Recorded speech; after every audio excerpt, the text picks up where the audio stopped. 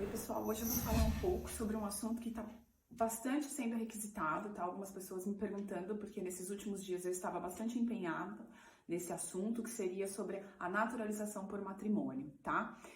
Eu vou tentar ser o mais sucinta e resumida possível, né? Tentar passar para vocês informações de onde buscar essas informações, pagamento da taxa, inscrição, o curso preparatório, o dia do teste, enfim, vou tentar resumir para vocês terem pelo menos uma noção de como que é e como vocês devem se preparar, tá? Primeiramente, gostaria de estar passando para vocês uma informação bastante válida, que eu acho que para meio de estudo seria muito válido. Eu tenho todos os testes que já foram aplicados para o B1 Cittadinanza, específico para Cittadinanza, que eu fiz como simulados, e eu tenho todos esses testes já corrigidos, né? Então, assim, se você tiver interesse de estar recebendo esse teste, eu posso estar enviando para vocês de forma privada. Vai lá nos comentários, diga que você quer, marque um amigo que eu vou estar enviando para vocês. Todos esses testes, desde quando começou a ser aplicado para o B1 Cittadinanza, tá? Que é o específico para quem vai fazer o requerimento de naturalização por matrimônio ou por um outro motivo, porque não existe só esse. Mas no meu caso aqui, o que eu estou dando como exemplo seria por matrimônio, ok? Então, assim, para começar, onde que eu fui buscar essas informações, né? O que eu precisaria para estar fazendo a minha inscrição? Porque quando a gente olha na internet tem muita informação e a gente sempre fica com um pouco de dúvida. Será que realmente essa informação ela mudou? Será que realmente ainda está tudo certinho ou não? Na dúvida, vá até a prefeitura local, né, mais próxima de vocês, né? Eu aqui no meu caso, eu fui até a prefeitura do centro de Torino, que é a prefeitura de Torino. Procurei pelo departamento que cuida da parte de naturalização por matrimônio e em geral, né, a parte de Cittadinanza. E peguei todas as informações do que eu precisaria para estar apresentando a minha solicitação de naturalização por matrimônio, tá? A pessoa que me atendeu foi bastante educada, me passou uma lista com todos os documentos que eu deveria portar e como eu deveria fazer para poder fazer a inscrição e o pagamento dessa taxa, tá? O que primeiramente a gente precisa juntar? Todos os documentos, lembrando que quando você pega os documentos no Brasil e você vai trazê-los para cá, todos eles devem estar traduzidos e apostilados, tá? Então, assim, você vai precisar, tá? Para fazer a solicitação por matrimônio, do certificato di nascita, traduzido e apostilado, o certificato penale, tá? Que seria aquele antecedentes criminais que você busca diretamente no site, você imprime tudo direitinho. E um detalhe bem importante, este certificato penale, quando você emite, ele tem uma validade de 90 dias. Então, no dia que você for apresentar a sua documentação na prefeitura, ele tem que estar dentro da validade. Se ele tiver mais que 90 dias, ele não tem validade, ok? Título de soggiorno, que seria o permesso de soggiorno, ele tem que estar em ordem e em validade. A carta de identidade italiana, o boletim de versamento pago de 250 euros, uma marca da bolo de 16 euros e o certificato do teste B1, né, que seria o italiano intermediário, tá bom? Então, assim, para você apresentar a inscrição, é tudo online que você faz, você entra lá no site de Cittadinanza, ele passou direitinho aqui o site, depois eu marco para vocês qual que é. Você tem que fazer, anexar todos esses documentos, envia a solicitação, tudo online, e depois eles vão marcar um dia para você estar apresentando esses documentos em original, tá? Algumas pessoas procuram o patronato local mais próximo, que ajuda no preenchimento dessa solicitação online, tá? Mas não precisa necessariamente ser direto no patronato, mas como é um serviço gratuito, você também pode pedir ajuda desse departamento, tá bom? Depois, em seguida, ele me apresentou uma lista com todas as escolas, tá, que eu poderia procurar para fazer a minha inscrição, que eles ajudam a fazer a inscrição. Se você quiser não fazer online diretamente, você pode procurar. Ele me deu uma lista com mais ou menos umas 12, 15 escolas aqui na região de Torino, que eram habilitadas a estar fazendo a inscrição, também oferecendo um cursinho preparatório para você fazer antes do teste, no dia do teste, E também seria o posto base para você no dia do exame estar se apresentando para fazer o exame, tá? Então eu procurei uma escola que para mim aqui era mais próxima, fui até lá, fiz a minha solicitação de inscrição, preenchi tudo que precisava, peguei o boletim para pagamento, a taxa foi de 80 euros, tá? Aí eles já ofereceram, olha, a gente está oferecendo um cursinho preparatório com 12 aulas e seria uma ajuda de custo de 10 euros. Eu achei muito válido, fui lá, paguei mais essa taxa e comecei iniciando esse cursinho preparatório que foi bem bacana, tá? Eram 2 aulas por semana, 2 horas cada dia. E bem específico, eles explicaram no detalhe como que seria o dia da prova, tá? Então eu acho que é bem válido, quem tem a possibilidade de comparecer nesse cursinho, é bem válido, tá? Falando um pouco assim, resumido de como que foi o cursinho, ele funcionou da seguinte forma. Desde o primeiro dia do cursinho, eles apresentavam pra gente, tá? Eles davam um simulado, a gente teve um simulado que não foi o oficial, tá? Preparado por Siena, pela Universidade de Siena, e também nós refizemos todos os últimos testes de B1 de Tadinanza, todos eles a gente refez, tá? Então, foi bastante válido porque ele mostrava direitinho como que iria ser, tá? Foi muito difícil o teste, né? Não foi muito difícil. Eu acho que se você faz um preparatório, se você estuda direitinho, eu acho que dá pra fazê-lo de boa, tá? Apesar que, assim, no dia a gente acaba tendo um pouquinho de nervosismo, isso acaba atrapalhando um pouco. Mas se você estudou, se você tem uma base boa do italiano, você consegue fazê-lo tranquilamente, tá bom? Como que é dividida a prova, tá? Ela é dividida em 3, 4 partes, tá? Os 2 primeiros testes são teste de ascolto, tá? No primeiro teste de ascolto, eles ligam um aparelhinho de áudio, onde nesse aparelhinho mostra 6 pequenos diálogos, né? Você escuta 6 pequenos diálogos e no caderno de perguntas tem o que foi falado no primeiro áudio. Foi falado isso? O que foi falado no segundo áudio? Foi assim? Por exemplo, il signore e la signora parlano di che cosa? Né? Então, assim, em cada um eles vão fazendo uma pergunta e aí você escolhe entre as 3, 4 alternativas o que você escutou naqueles pequenos áudios, tá? Eles falam de forma contínua, faz um primeiro diálogo, dá uma pausa, faz o segundo diálogo, dá uma pausa, faz todos eles. No final ele fala que você tem até 2 minutos para responder e depois ele repete novamente esses 6 pequenos diálogos, tá? No final, novamente, ele te dá mais 3 minutinhos para você conferir se realmente você respondeu corretamente. E aí ele já parte, ele fala, agora nós vamos para a prova de ascolto número 2.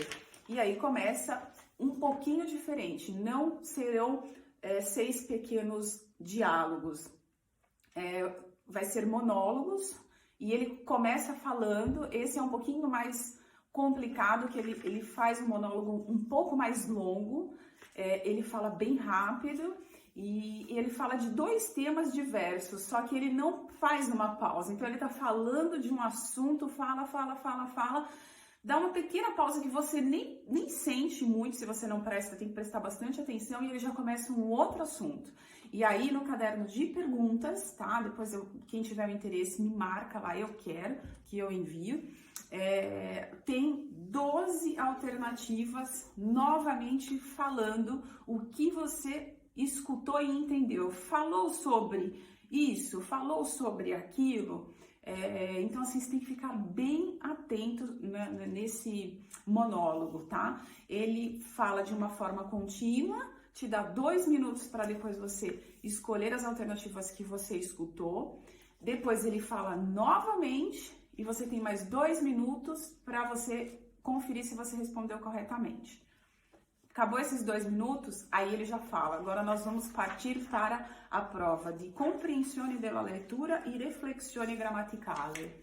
Aí você vai começar uma nova etapa. Essa parte seria realmente de leitura. Você vai ter um texto, tá? Não é um texto muito simples, mas também, se você já tem uma certa facilidade na leitura, na compreensão, você vai ler esse texto e em seguida você vai ter que responder as perguntas aqui referente ao texto. Então, você vai ter um prazo para você estar fazendo essas respostas. Nessa prova, você tem 40 minutos. Tá? Para ler o texto e responder. São 2 provas, esse primeiro texto longo e as perguntas, e depois um pequeno texto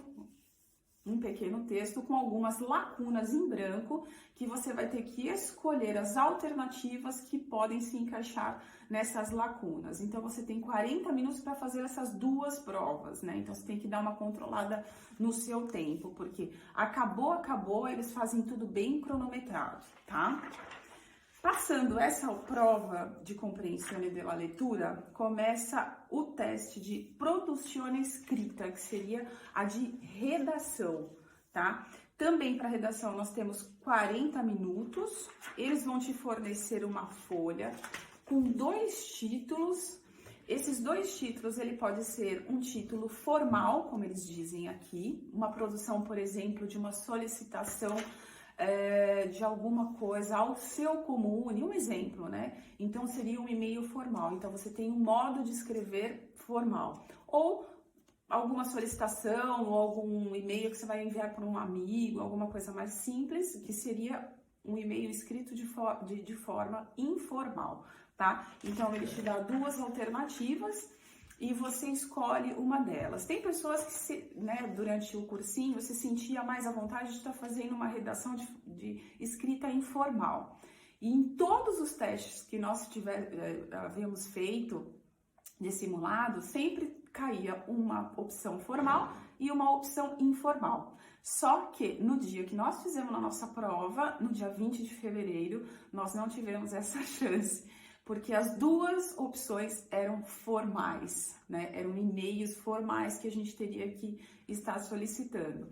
Eles fazem uma exigência, tá? E você tem que cumprir, você tem que contar. Nem pode ter menos e nem pode ter mais. Se você fizer isso, você é penalizado e você pode zerar a pontuação, tá? Você tem que escrever uma redação com no mínimo 80 palavras e no máximo 120 palavras. A instrutora disse que tem até uma tolerância de 10% para mais, 10% para menos. Eu preferi não arriscar, porque aí eu falei, não, é isso que eles querem, então vamos fazer isso. No máximo de 80, no mínimo de 80, mínimo de 80 e máximo de 120. Eu tentei fazer realmente nisso daí, e realmente para mim, eu acho que como eu fiz bastante simulados, deu certinho, perfeito, eu consegui finalizar certinho, tá? Então, para essa prova, mais 40 minutos. E depois tem o teste oral. O teste oral, ele é individual, tá? Você entra numa sala com 2 instrutores, é gravado, porque não são eles que fazem a correção. Todo esse material, depois que você faz a prova, ele é enviado para a Universidade de Siena, porque a Universidade de Siena é uma das que produz esse teste, tá? Que ela é apta a produzir esse teste. Então, você entra numa sala com 2 instrutores, com um gravador, e tem... inicialmente, ele pede para você se apresentar, de onde você veio, quanto tempo você está na Itália, o que você faz, se você é casado. Você faz uma breve apresentação, ele te dá uma folha, vira para você uma folha, com 4 ou 5 opções de tema. Você escolhe um tema, ele fala, podemos conversar, e a gente começa a conversar.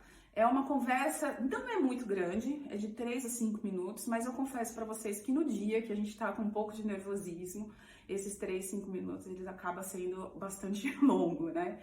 Tanto que para mim, foi uma das partes assim que eu mais fiquei nervosa. O restante, eu confesso que eu consegui controlar, tá? Isso, assim, foi um pouco da experiência que eu tô te passando para vocês em relação a como foi nesse cursinho que eu achei bastante interessante e válido ter feito, tá? Então, eram 2 vezes por semana, 2 horas cada dia, foi mais ou menos um mês bem intensivo, assim, de como seria, tá? Como seria no dia, enfim. No dia do exame, como foi no dia do exame? Foi como um vestibular ou um cursinho do Enem, um teste do Enem, como muitas pessoas já estão acostumadas no Brasil, né? Porém, é uma aplicação, um método escolástico diverso do que a gente aprendeu no Brasil, né? No meu caso, agora foi o último dia 20 de fevereiro, tinha que chegar lá às 8 horas da manhã, um documento de identidade válido, né, ou passaporte ou a identidade italiana.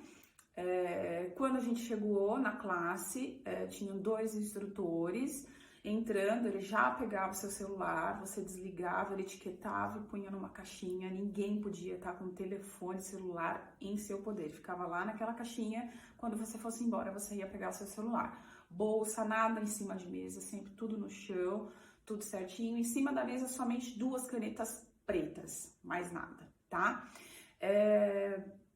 Uma coisa bastante válida, em todo o processo do teste, tem um áudio, tá, que vai falando para você, eles entregam o caderno de perguntas para todos, ninguém pode abrir, mexer nesse caderno de perguntas, ele liga o áudio para começar a primeira prova, por exemplo, de Arscolto, são 2 provas, ela dura em média 30 minutos, tá? Então, tudo ele fala, você abre o caderno de perguntas na página do Arscolto número 1, prova número 1, virem a página, então todo mundo vai fazendo de forma igual. Então, não tem um mais tempo, outro menos tempo, não, é tudo controlado e igualzinho para todos, tá? Então, a prova de Arscolto são 2 testes, dura 30 minutos, tá? No dia da prova, funciona dessa forma. Terminou a prova de Arscolto, inicia-se a prova de Comprensione della lettura e reflessione grammaticale. E nesta prova são mais 2 textos, tá? Para você responder, e são 40 minutos para essa prova, para essa parte. Passando essa parte, a gente fez 10 minutinhos de intervalo. A gente saiu para tomar uma aguinha, tudo, voltou em 10 minutinhos e ela entregou a parte do teste de produzione scritta, que seria a parte da redação. Para essa parte foram mais 40 minutos, sempre tudo muito bem controlado, tá? Terminando a parte de redação, já estava próxima a hora do almoço nesse dia. Eles fizeram uma pausa de 45 minutos, voltando, tinha uma lista na porta, que você já tinha feito a primeira parte da prova, e foi chamado por ordem alfabética, cada um para fazer o teste oral era chamado, e era de forma individual, com os 2 instrutores que tinham lá no dia, né? Então, eu acho que é bastante válido, porque eu acho que o oral é onde a pessoa se sente um pouco mais nervosa, porque tem ali 2 instrutores, um gravador, enfim, né? Uma situação um pouco diferente. E aí, se estivesse ainda na presença de outras pessoas, fica mais difícil ainda. Então, é bastante válido que é feito de forma individual, tá? O teste, quando eu saí de lá, porque como é por ordem alfabética, eu saí de lá no início da tarde, por volta das 2h30, 3 horas da tarde. Mesmo assim, ainda tinha bastante inscrito para fazer. Enfim, é um dia que você vai ter ele bastante completo, né? Da manhã até a tarde, bastante comprometido. E eu espero, né, que consegui, de uma certa forma, passar bastante informações para vocês. Novamente eu falo, quem tiver interesse para estudar, agora o próximo teste, para quem quiser fazer as inscrições, pelo que eu estava olhando lá na internet, elas já estão abertas, o teste vai ser agora em maio, né? Se nada alterar por causa de algumas coisas que estão acontecendo aí pelo mundo, né? E maio vai ter essa nova opção para fazer. Ah, um detalhe importante também que me perguntaram. Selma, se eu for repetir, não conseguir alcançar a pontuação, eu posso fazê-lo novamente? Sim, pode. E como que funciona para você saber se você passou ou não? Eu achei assim um pouco chata essa parte, porque tem dois tipos de exame. O B1 normal, que você pode fazer, qualquer pessoa pode fazer, e o B1 cittadinanza, tá? E eles são de formas diversas. Por quê? O B1, ele é dividido, ascolto, scritto, riflessione e orale. Cada um desses blocos você tem que alcançar uma pontuação mínima de 7 pontos, tá? Se você deixar de alcançar em um desses módulos, você não alcançar 7, você é reprovado, tá? Então, assim, poxa, Selma, mas eu fiz 10 em um, 10 em outro, 10 no outro e no outro eu fiz 5. Infelizmente, você não passa, é repetido. Um compromete a prova todinha, você tem que tirar pelo menos 7 em cada módulo, né? Eles têm esse método, a gente fica um pouco assim, mas tem que obedecer e enfim. No B1 normal, sem ser cittadinanza, não. Você pode refazer somente aquele módulo que você não alcançou. Então, eu acho que é um pouco mais justo, mas enfim, a gente tem que fazer de acordo com que as regras, e as regras são essas, né? Então, um módulo não alcançado te barra, e aí você tem que refazer. Refazer significa pagar novamente a taxa de 80 euros, se você quiser fazer o cursinho, mais 10. Então, o legal é você realmente estudar, se preparar, fazer o cursinho. Foi o que eu fiz, me dediquei bastante e dá tudo certo, tá bom? Espero que vocês tenham gostado. De uma forma simples, eu tentei passar para vocês o máximo de informações possíveis. Quem quiser receber esse material de todos os simulados, na verdade não são simulados, eles servem para você como simulado, mas são todos os últimos testes que foram aplicados para B1 de cittadinanza, desde o início, em 2019, eu posso enviar para vocês. Vai lá no comentário, fala, eu quero, marca um amigo que eu posto para vocês esse material em PDF para vocês estudarem e arrebentarem na próxima oportunidade que tiverem de fazer a inscrição e fazer o teste B1 de cittadinanza. Tá bom? Obrigada pela atenção e te vediamo na próxima. Tchau, tchau!